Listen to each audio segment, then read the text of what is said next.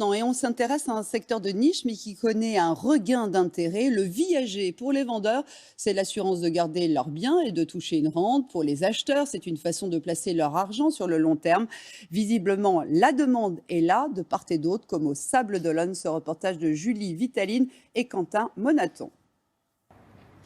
Le calme de la mer et la tranquillité du centre-ville, des atouts imparables qui séduisent de nombreux retraités. Paul Berch et son épouse Colette ont acheté leur appartement au Sable d'Olonne il y a 10 ans. Là-bas, vous avez les pontons du Vendée Globe et le plan d'eau du départ.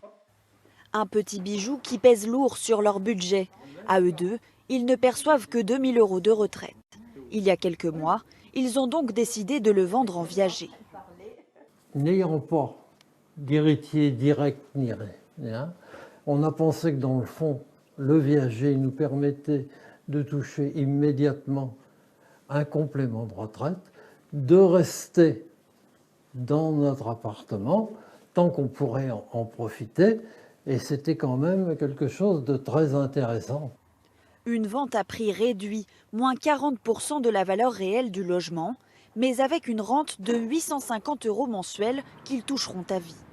Une option que choisissent de plus en plus de Français.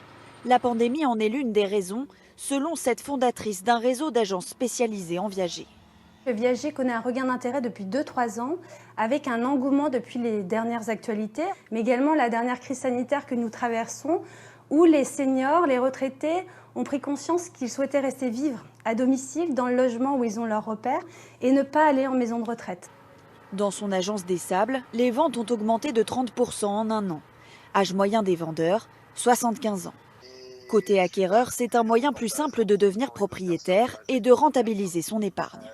L'idée pour moi, en fait, c'était aussi de me dire, plutôt que d'avoir de l'argent sur les comptes qui me rapportait peu, que cet argent puisse servir à moi, puisque j'investis dans un bien, mais aussi à quelqu'un, de la rente viagère, puisse améliorer sa retraite. Pas encore d'explosion du marché, mais un regain d'intérêt qui s'explique aussi par le vieillissement de la population. En France, plus d'un habitant sur 5 a plus de 65 ans. Pour les amateurs de tennis, sachez que le tournoi de